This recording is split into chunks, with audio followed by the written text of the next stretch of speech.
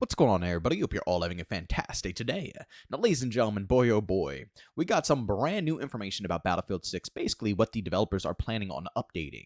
And personally, I thought the information was pretty dang good, but the community is dying. They're kind of split right now, almost 50-50 on a lot of the changes that are going on. So, of course, in today's video, we're going to discuss all the details. I'll leave my opinions. Of course, keep in mind, these are just opinions. I'm not speaking facts, just speaking my own ideas. Of course, make sure you go down in the comment section below, leave your opinions, and let me know what you guys think about these overall updates that are going to be coming into Battlefield 6. But ladies and gentlemen, before we go ahead and dive into the deep details, I do want to showcase to you guys the stats of Battlefield 6 during the beta. Of course, this is from the official DICE team. But as you can see right here, most players in Battlefield beta history, 420 million total matches played, 92 million hours of gameplay. I mean, my goodness, guys, the stats just keep going on. This is absolutely absurd. 4 billion enemies killed, 30 million friendlies revived, so on and so forth. I mean, gosh, this is just looking beautiful. Sadly, Recon has the lowest pick rate, but I'll be honest with you guys. You never know how this is going to turn out when the official launch of the game happens and we see the rest of the equipment that Recon has.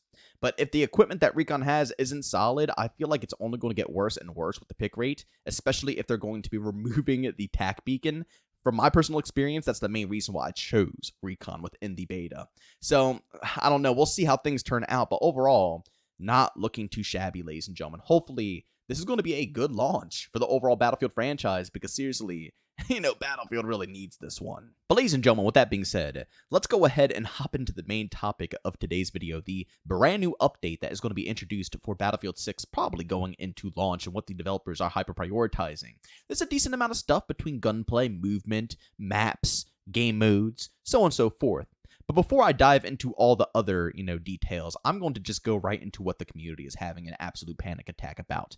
The movement. And again, it's not everybody in the community. There's a lot of people who are happy about this as well. But like I said, this is bringing the most drama into the Battlefield community. But as you can see right here, movement.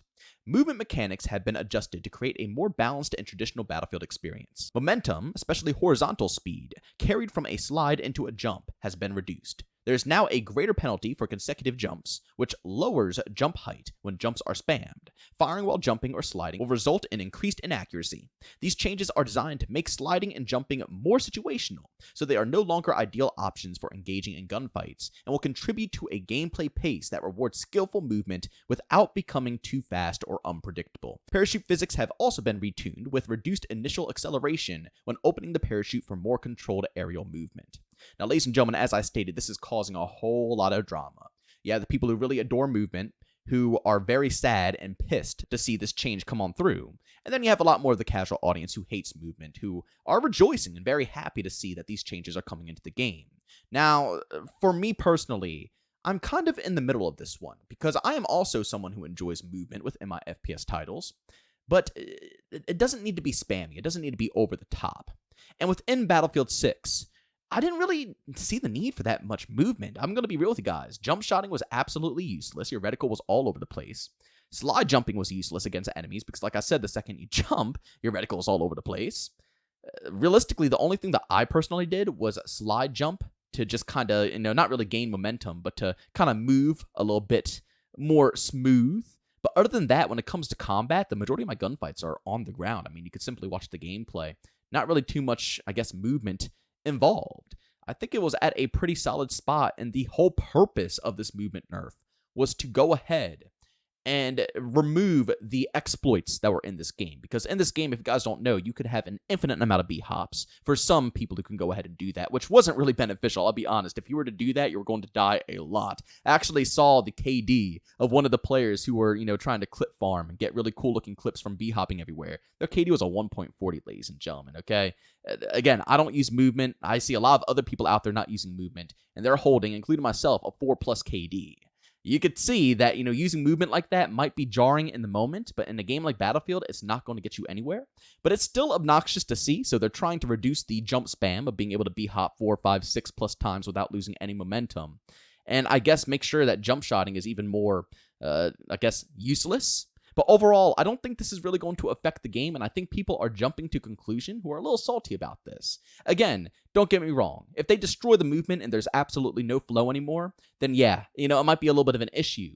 But I don't think DICE is going to be that drastic about it. As I stated, I think their main focus was to stop the exploits, people spamming the B-hops way too much, and not really interfere with people who might just do a little, slide jump or a little slide here or there. Like I said, like the majority of the people are doing right now. I don't think that was the goal, to destroy that. And it's good because we actually got a little bit more clarification from Florian, one of the devs over at DICE, saying, "It's difficult to give a feel of what we're doing through a blog post, but the movement changes are far from drastic. There are very localized adjustments to specific parts of movement where things could get too extreme.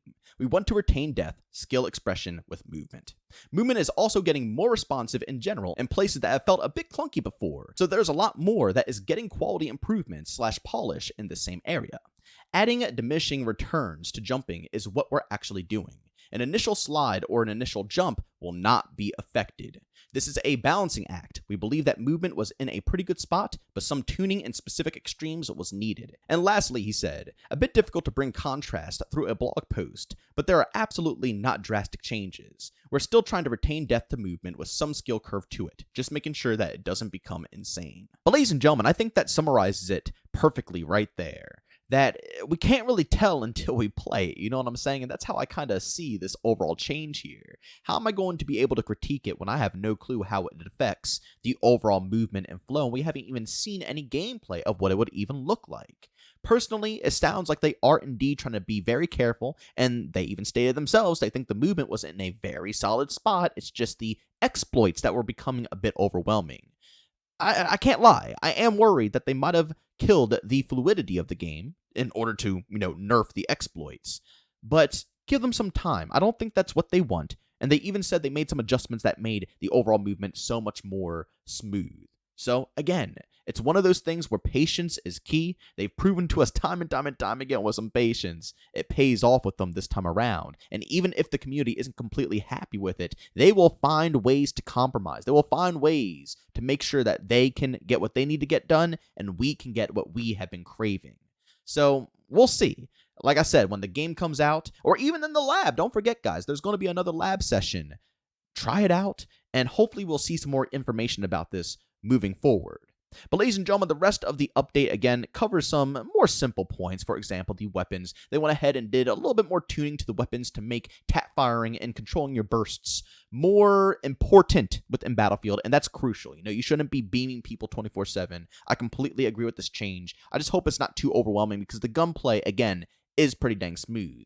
But it's just tradition for Battlefield, guys. Let's be real. Especially for the bigger maps, you don't want to be having assault rifle players just absolutely beaming you across the map, It's skill to the gunplay within Battlefield, and you have to know which guns can do what, which ones need to be tap fired, which ones need to be bursted, which ones you could just lay down on the trigger. That there's a skill to that. So I'm happy that they're making further improvements. And also, they are going ahead and nerfing the shotgun. This, I hope they don't destroy. I did say that the nerf is kind of needed for the shotgun, but a lot of the time it comes down to the weapon sling of assault, making it feel overpowered. When you just use the shotgun and the shotgun only, you really do got to condense your gunfight. So I hope that they find a way to balance this thing out to make it still beneficial for those who only want to run a shotgun, while at the same time, it's not the most overpowered thing in the world to have an assault rifle or SMG or, an LMG, a sniper, and then pull out a shotgun secondary and just blast people at insane ranges. There has to be some balancing act to it. So hopefully they can find that in-between spot. And also they went ahead and touched upon the maps as well, ladies and gentlemen. They talked about how the rooftop, spots got toned back a bit. Again, because they weren't intended to have players climb on top of them. And I know a lot of people are salty about that. But again, there's a difference between unplanned verticality and planned verticality. And when it's unplanned, it's not fair, because the people on the ground won't be able to compete as good as the people on the top, because it's an exploit at the time. The maps weren't designed around that combat to allow both sides to have some type of advantage. People are, again, glitching up there, and they're getting a massive advantage compared to other maps that are coming out in the future for Battlefield, where you're going to be able to get choppers and land people up on top of buildings, or even maybe climb a bunch of stairs to get up top. You'll be able to get that verticality in a legitimate way, and it will work. It will function. So I'm happy that they're locking it up a little bit. And they're saying also at the same time that when Assault gets the ladder, they're trying to make sure that that isn't a little too overwhelming too, and people can get to exploit spots. Again, like I said, it's an iffy topic. I think people want to be able to explore everything. But at the same time, you have to understand this as well is a balancing act, because sometimes exploring everything gives people advantages that are just, again, overwhelming to a certain degree. And they also touched upon the fact that they hear the community's anger about a lack of large maps within Battlefield 6. Again, fantastic communication by DICE, and I'm absolutely loving how they're handling everything within this game. But they said they hear us, and that, again, there's a lot more large maps coming at launch, and again, a lot of the content for post-launch is going to be medium to large scale. Keep telling everybody, patience is key. Wait until we try out everything. I even made a video yesterday showcasing to you guys the leaked basically overview looks of the maps, the larger maps, and they look phenomenal. Seriously, I think people are going to have a good time with them when they're finally pushed into the overall game. They also went ahead and touched upon maps/modes and how they're handling the player counts per each mode, how some will have, like 48 players and others will have 64 players, and so on and so forth. They're just basically saying that each map is fine-tuned to make sure the experience is perfect, not too overwhelming, not too underwhelming, making sure the player count fits, whether it's Conquest, Breakthrough. It kind of fluctuates. And honestly, I don't really mind. I think it's a pretty good idea, because what I played within the beta, every game was pretty on point. And I know some people were a little disappointed with the player count on Rush. I didn't think it was really the player count. I just think it was the placement of the objectives, but that's just me. But again, the devs did say in Portal, all these modes, we can mess around with the player counts in them, right? That's the best part about Portal. People are saying that the server browser is going to be lame, but you're going to be able to go ahead and customize your own personal experience. Even if DICE messes everything up and they do everything you hate, you could still take a game mode and rearrange it to your liking. Change objective spots. Go ahead and change player counts. Make different portions of maps. Gosh, the possibilities are endless. I cannot wait until this game is out in the public and people can really dive on deep. But ladies and gentlemen, that's pretty much all it really was within these notes. I just wanted to really touch upon the movement debate, because it seems like a lot of people are going crazy about this, whether it's in a positive or a negative way. But personally, as I stated, I think just, again, patience. Patience has served me so well throughout the whole lifespan right now of Battlefield 6. And I'm going to keep sticking with that until it does me dirty, because right now DICE has been on a mission to prove over talk.